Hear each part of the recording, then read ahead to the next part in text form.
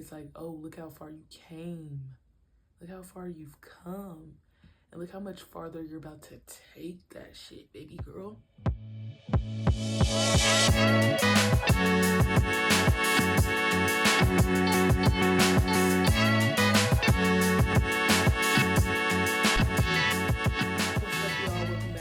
Episode of the Kairika Rashid Show, and I'm so glad that you decided to come back for more. So, what's up? What's up is I'm just such a busy bee, just buzzing all the way around. Oh, also you peep the hair. You peep the hair. Don't play with it. Don't play with it. Don't play with it. Come on, baby. Don't play with it. Yeah, I'm going to Houston this weekend for a family weekend with the Kenny Brew crew, and to see Lulu. That's really what's it. Like, I don't know. I got back from Portland on Saturday. On Saturday. And then I've just been going. My body been a little bit banged up still. I don't know what's going on with you, girl, but we move. Yeah, today I want to talk about shit. Just cause I walk like it's light don't mean it ain't heavy though. So let's get into it. So what had happened is we just gonna talk about, the theme is like heavy is the head that wears the crown. And I feel that. And I know a lot of people feel that as well. So I'm gonna try to break it down into sections to be a bit more organized. But I think the first part is gonna be like, life is hard. It's just hard. You know what I'm saying? But even though life be hard, a lot of us make it look beautiful. Life is beautiful at the same time. Two things can coexist. But in those times when shit is really hard, you still, especially for me, still make it seem like shit is sweet. You know what I'm saying? Sometimes it ain't. It ain't as sweet as you think. The next section is God has made me one of his strongest, his toughest warriors. And I know that a lot of us feel that as well, just based off our life, maybe based off a season. I think I seen a TikTok that was like, and the ones who know, God, don't put me on that list this year, because I asked you to not put me on that list last year, and you did it anyway. You keep putting me on that list. Don't put me on that list. And part of me feels like, as the strongest warriors, like, I don't think you can get out of it. I don't think you can get out of it per se. You just like are chosen, and then that's it.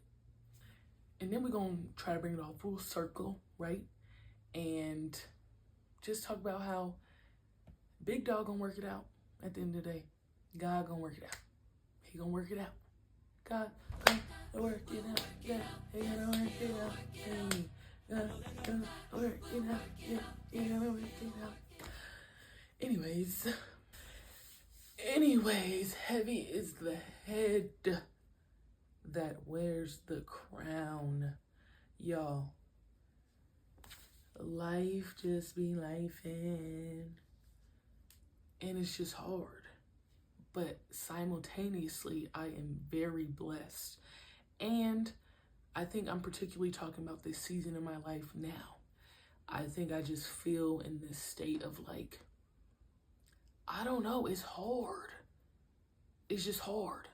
I feel like I've leveled up in a sense, which in every stage of my life I've leveled up, but this one's like a bit different, where I think there was a time in my life I was a bit lost about what I was going to be doing next, or what my adulthood life looked like. And now it's looking pretty familiar.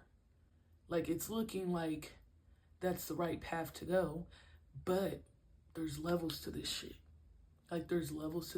And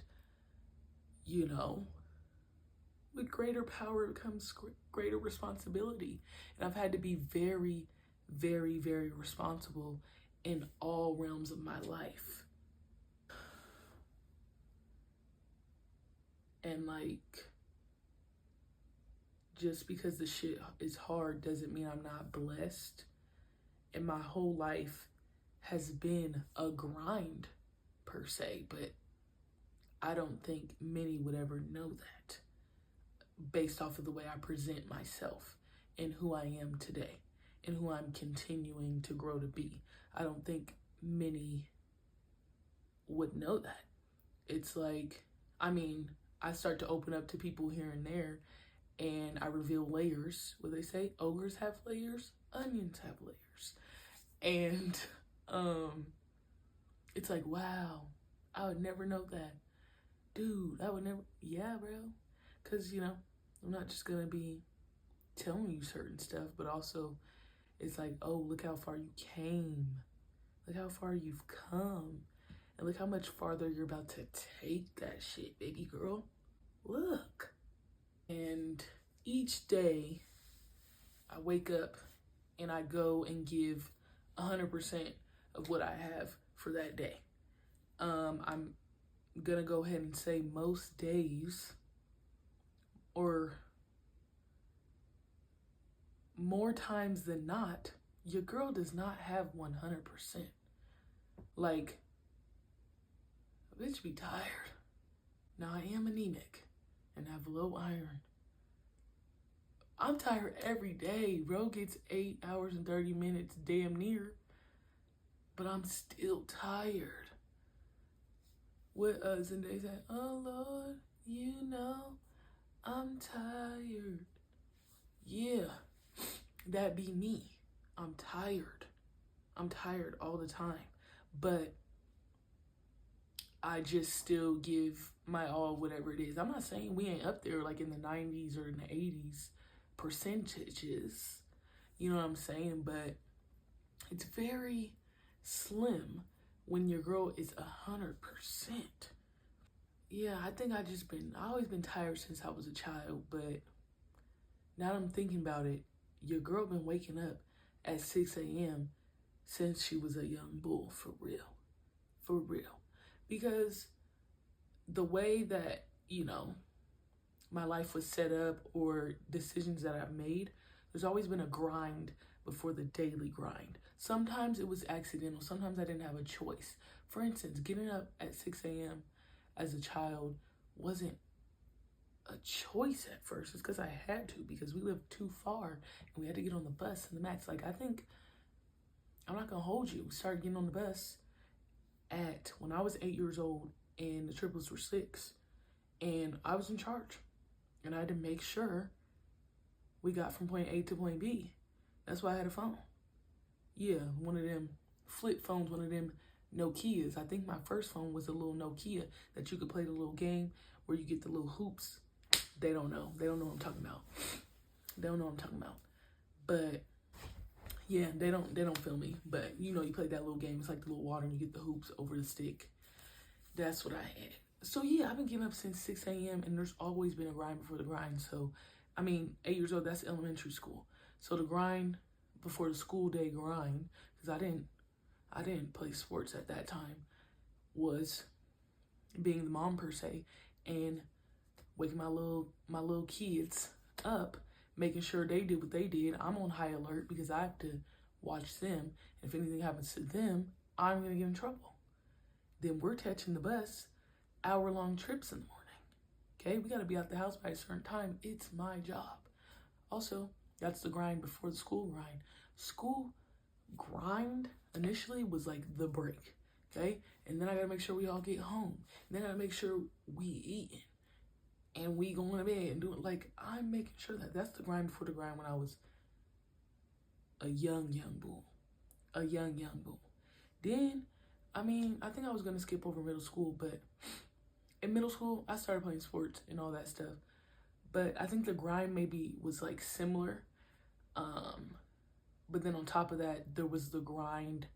I think it was mostly mental, because of the household situation.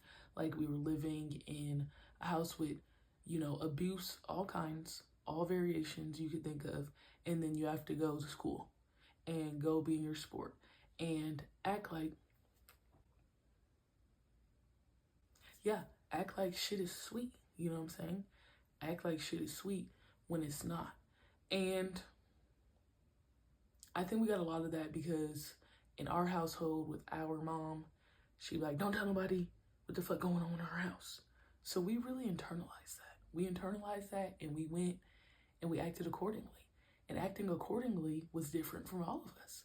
Now, for me, it was being poster child, just do all, jack of all trades. I'm in the sports, I'm in the politics, I'm getting good grades, I'm on the dance team, I'm on the drum line, and this is starting in middle school. I'm doing it all. You know what I'm saying? I'm doing it all because it was a distraction. I did enjoy it, but it also allowed for me to stay away from home for a longer extended period of time. So yeah, the grind, I feel like in middle school started to really become more of a mental game and also like a means of survival. Like I always wanted to look put together. I laid out my clothes. Like I tried to create as much organization and structure as possible in a situation that I had no control over and that had no structure or organization. Like even I'm thinking back, like my bedtime alarm, like I've been having an alarm since I've been waking myself up since probably like 8 years old, man, doing all that stuff. Can you believe that? Can you believe it? like, yeah. And so yeah, middle school, it became that. And then that's when I first started tapping into sports. And then I'm like, oh, there's this like other opportunity. Like I tried to play sports in elementary, but we just couldn't afford it. Like they wasn't finna play for me to be on AAU teams and stuff when I was a young bull. They wasn't finna do that. Also, we just didn't have money. So we're putting our money where our mouth is. Okay. So I really tried to be the brightest child in all facets. That's why I'm funny. Even my siblings, that's why we're all just funny, because it's a coping mechanism, but it's the way we got through our days. You know, like shit's not funny, but then like it's funny to us. So that's how I internalized it. And I just went through the days and I'm like, I'm gonna be the best at whatever I could be the best at all times, because I gotta find a way out of no way, because when I get home, this shit draining me. For real. For real. I think once I got to high school, it became, so I started being in sports more. It became more like similar grind. Like I had to do less like micromanaging, I feel, to my siblings and waking them up. Like I would make sure and all that stuff, but you know, they started to be their own people and figure it out as well. But I started to, mind you, I already got up at 6. I started to get up at like 5 and go outside in the driveway and just start dribbling for however many time and doing like a little basketball workout before I had to get ready for the day. Just because I started to play basketball and getting the extra work in. So that's what I would do then. But then that was like early stages before I started putting myself in areas like with Nina and her dad, and we would go and get that work in before school, because I was doing that. And then I found out Nina and her dad was going to the gym before school started. I said, I want to do that. Let me do that. And then that meant I still didn't have to be at home for real.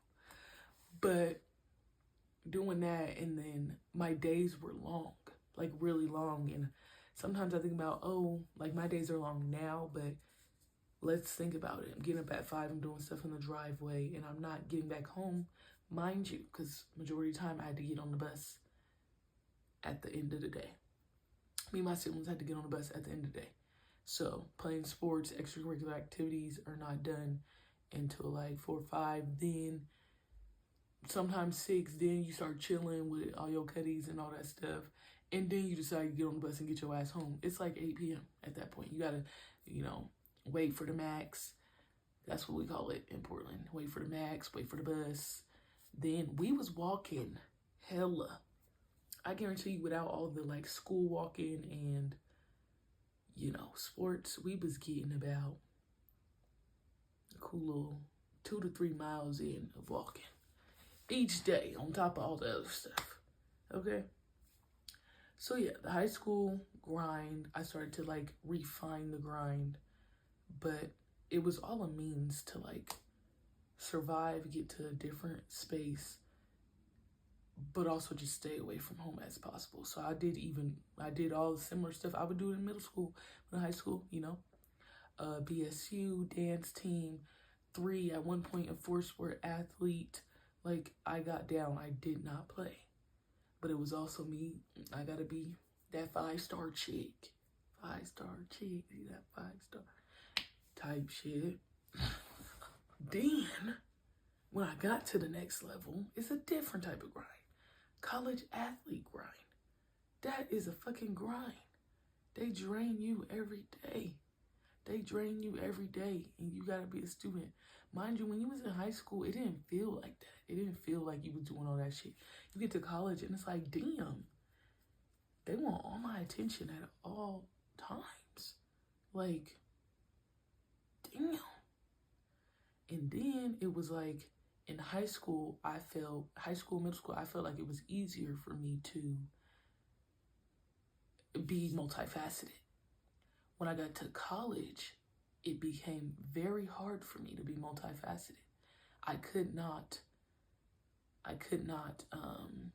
fully grasp both sides of myself, my artistic side, my creative side, and then my basketball, my sports side. Okay? So I dedicated a lot of my grind and the things that were hard. Don't get me wrong, like, again, once I'm blessed, I'm still blessed to be in that position. I'm getting school paid for and all that, but it's like, I just, basketball. I stopped writing for real, stopped reading, wasn't really going to BSU. Like, I wasn't tapped in for majority of my time, and then my time I tried to it was all about, the hard part of most of it was like finding myself in the midst of this new environment and experience, but also like being able to be fully comfortable in myself, because there was a different level of traumatic shit that didn't happen at college. God damn it. But overall, I think it still had to be, I don't know, I think it still could be wrapped in a bow as like finding myself. And I started to find myself later on in my career, but then it was like almost too little too late to like really tap in. So I dibbled and dabbled, like, I'd always had my little dances on lock. Forced all my teammates to dance all the time. I did that. So like those things would bring me joy here and there. I dibbled and dabbled in a few like open mic nights here and there, but only did it a few times. Then I started later on to, be back in my leadership tip and my advocacy tip. Like, it just started later on, and all the things that I was able to do in high school and in middle school seemed way easier because the demand of being an elite athlete became higher. The crown became heavier, but I still made that shit look good at the end of the day. I'm telling you. And if we really want to keep it a bean, I think when it comes to me and like depression, right? I've never like fully labeled it depression, but I think I would be categorized as like a functioning depressive person when I get into those moments, because it's like I said, when I was young, there was hella shit going on. It stemmed from when I was young, right? There was hella shit going on, but as I went through the day, I had to present like shit wasn't going on. And I moved that way. It's like I was told I had to, and that's what I felt like I needed to do in order to survive. And I didn't want to think about it. Okay, so it's like I had hella shit going on. This stuff is ingrained in me as a child. And I went through the days being that 5-star, that gold star student, whatever, you put your name on it, okay, whatever.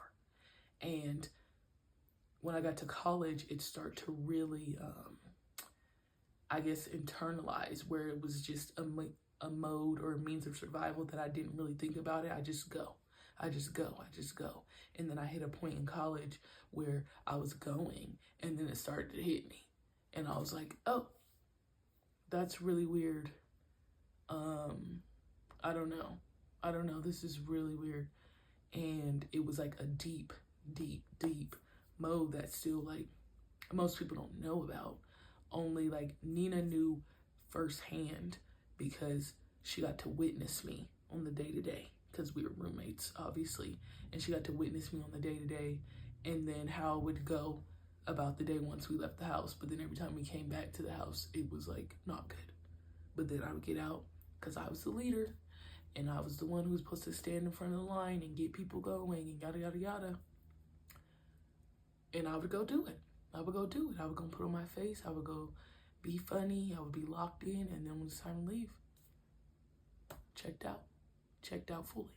So, yeah, that's how I would describe it as. Like, even now, like, I get in these modes where it's like, I just have to keep going.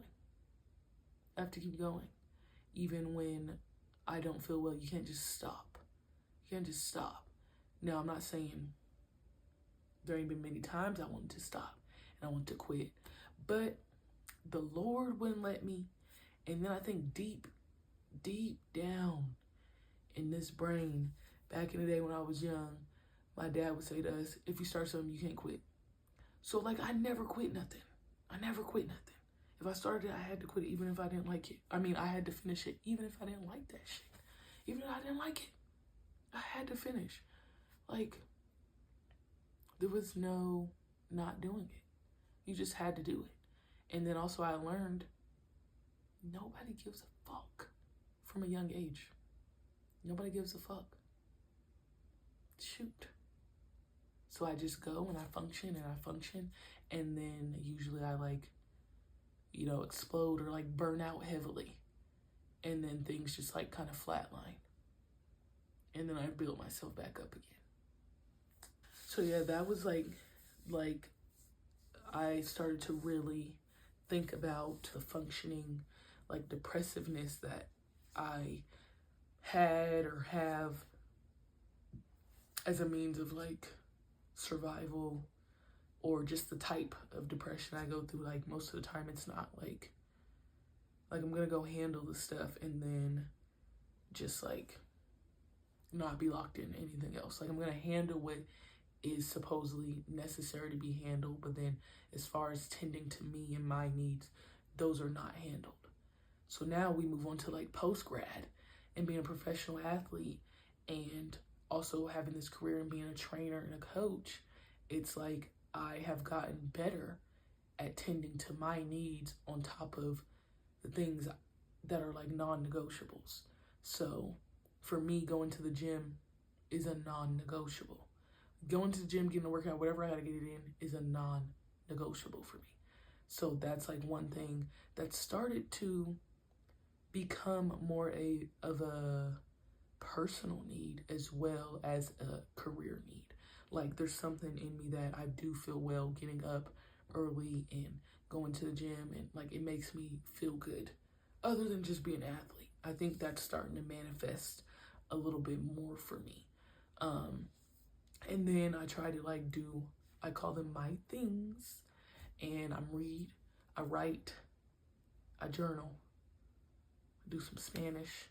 Those are my things that I do before I do the things I have to handle.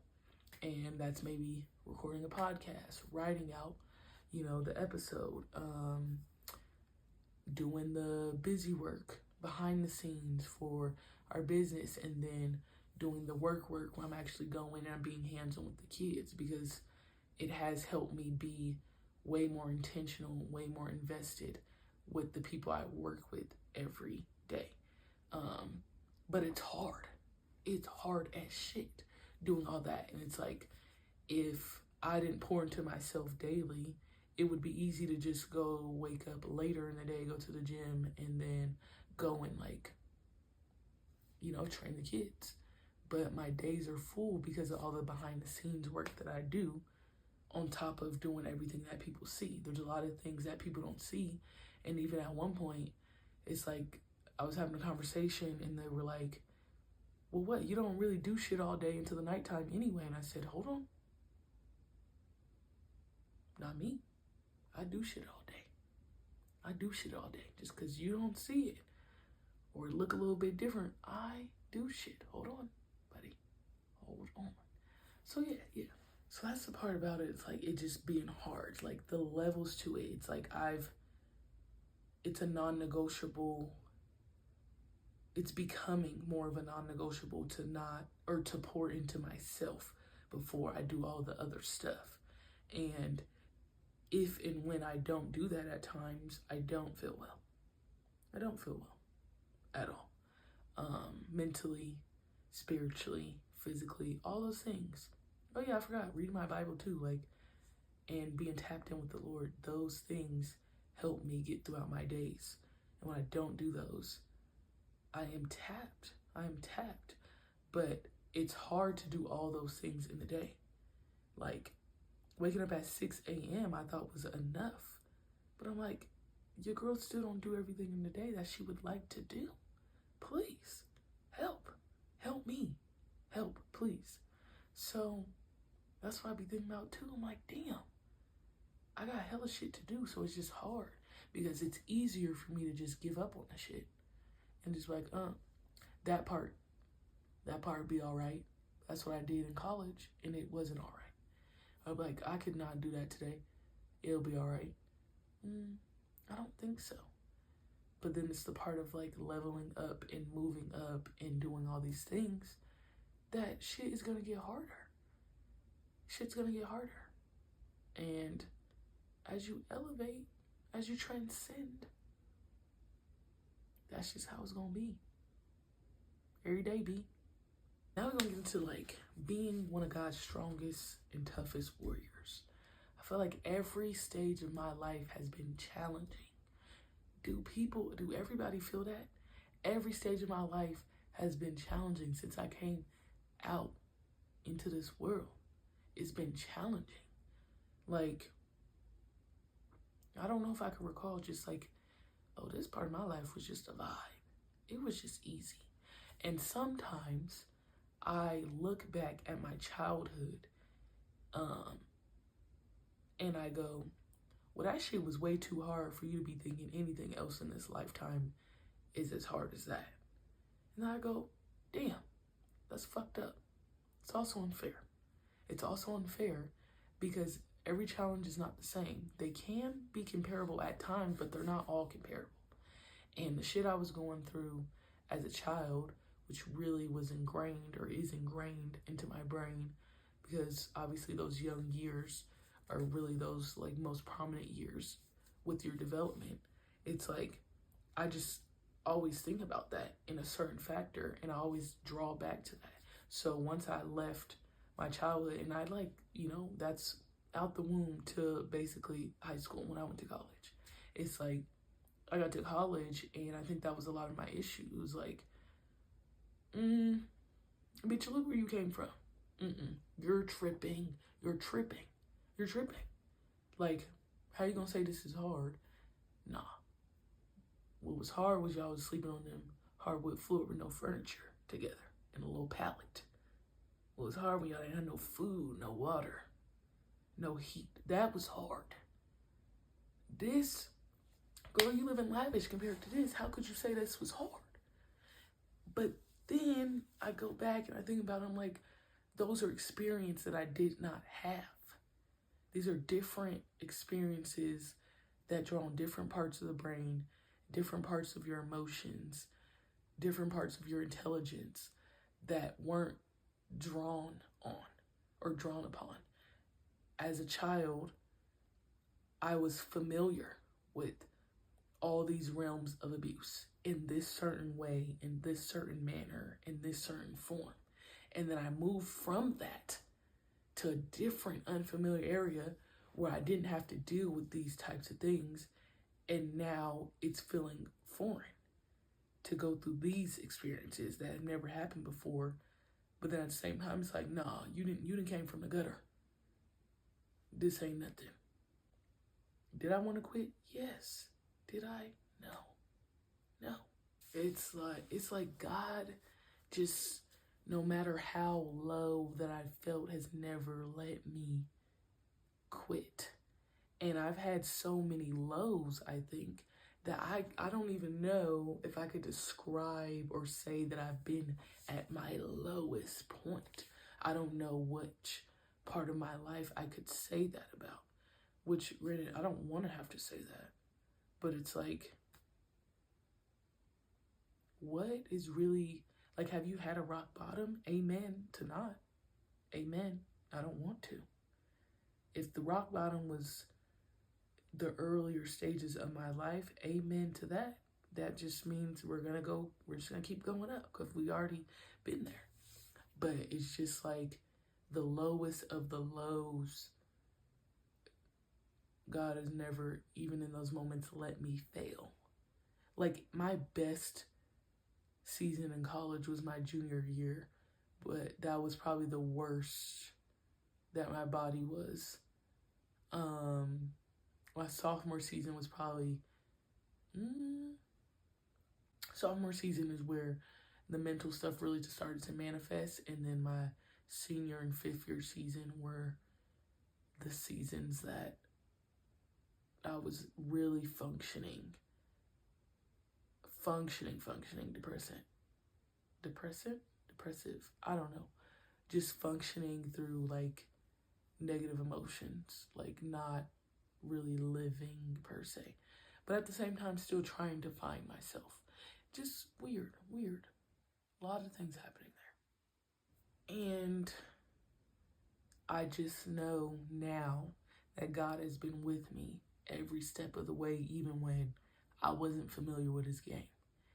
Even when I didn't know he was there, he was always there. And now that I know he's there, just been here, just keeping me going. And through my whole life, he's just been keeping me going. In my prayers lately, I just ask God to keep me going and to keep me present in the moments that I'm in. So those are really important for me to really understand now. Like, the times I'm like, why is this happening?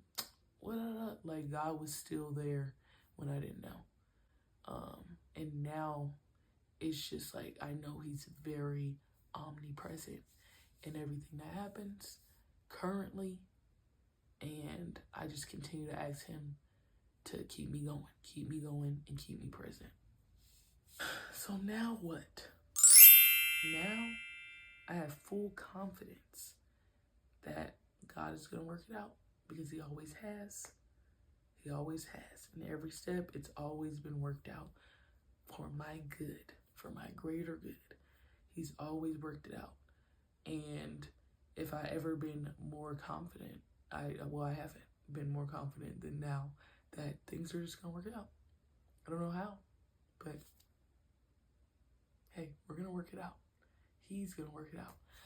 Melissa used to say, when I was in middle school and high school, we'll figure it out. And that's just how, I don't know, we'll figure it out. And then we talk about having faith in God. It's like, you have to be a little bit like, I don't know, like when they talk about delusional confidence, because it's like, you know, people get out there, oh, I'm going to do this and that. How do you know you're going to do that? Because I know. Oh, do you know? No, I don't know yet, but I know it's going to happen. How you know? Because he said so. You know what I'm saying? Like he said. That's all I'm saying. Like, you don't really, it's like, to believe and to have full faith, you don't have an actual answer that's tangible all the time. That you can say, here's A plus B equals C. And that's why I know God gonna do it. And that is the power of faith. What is a faith is in the things that aren't seen. I wish I could quote it. It's DeRay McKesson, but also it's in the Bible. It's in the Bible. It's like faith is in the things that aren't seen, and hope is something. I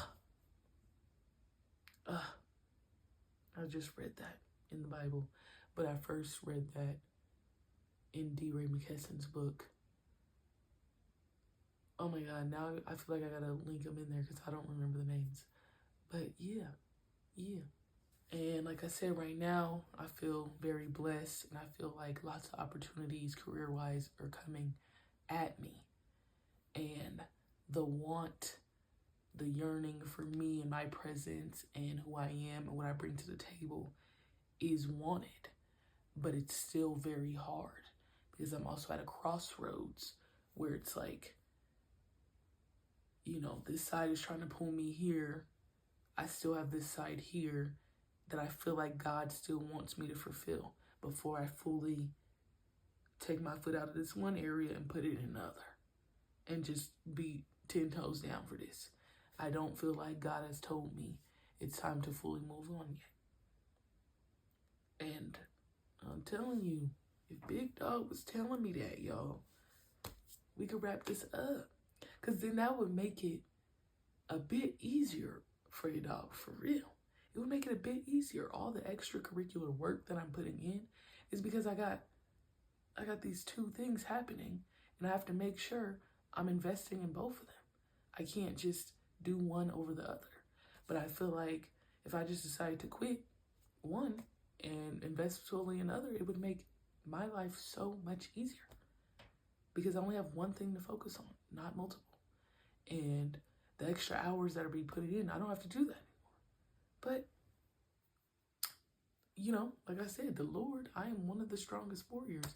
He don't just make shit easy for your girl. It's not, you don't get to just bow out. You don't just get to bow out. That's not what we're going to do here. So, yeah. I mean, it could all be so simple, but I ain't no simple girl.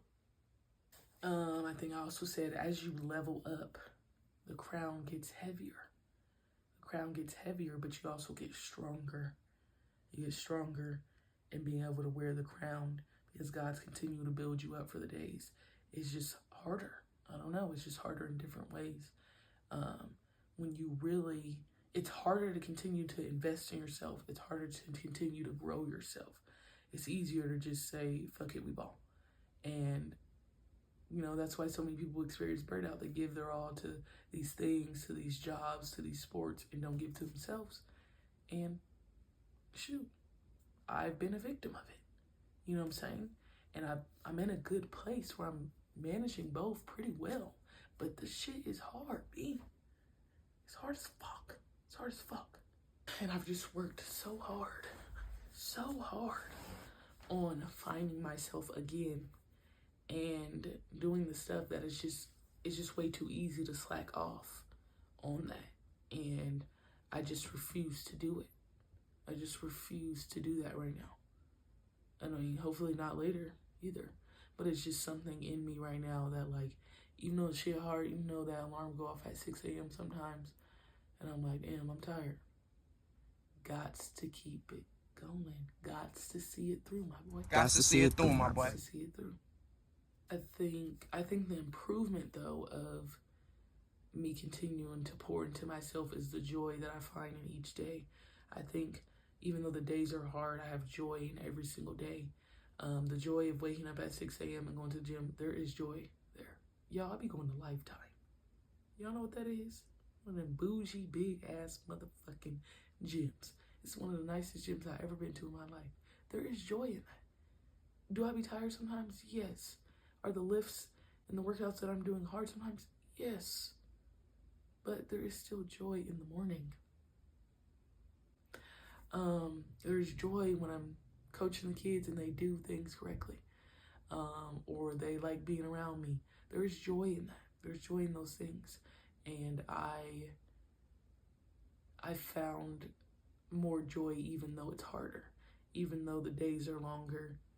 Like, I look forward to each day. I look forward to each moment, with myself, with my clientele, with the Lord. You know what I'm saying? So the joy has increased real bad. And I think the joy comes from the purpose that I've been living in, that God has given to me. And there's purpose in my workout. There's purpose in coaching. There's purpose in my reading, my writing. There's purpose in me learning Spanish. There's purpose in everything that I do in my days, that nothing's super mindless. I do have mindless time. I do try to allot some time for mindlessness because it's necessary for me. I need to watch more movies though, because I used to do that. Watch more TV, but yeah, the joy has been increased, y'all. Amen to that. And my things have, helped me level out that, sanity, not trying to be super burnt out by investing one over the other. Because it's like a balance and all. It's like I don't know, I guess I have a triangle. I have like basketball, and then I have like training and coaching, and then I have like my, I don't know what the word would be. My things. It's like a balance of this triangle. And if I'm tipping over on one side too much, I gotta step back in all of them. But my days are structured, or how I try to structure them is I get a little bit in each realm. A little bit in each realm. And then I keep going. And then I keep going. So I have a question or two or three in this last segment. How heavy is your crown? How heavy is your crown? Is it heavy as shit? Is it still a little bit light?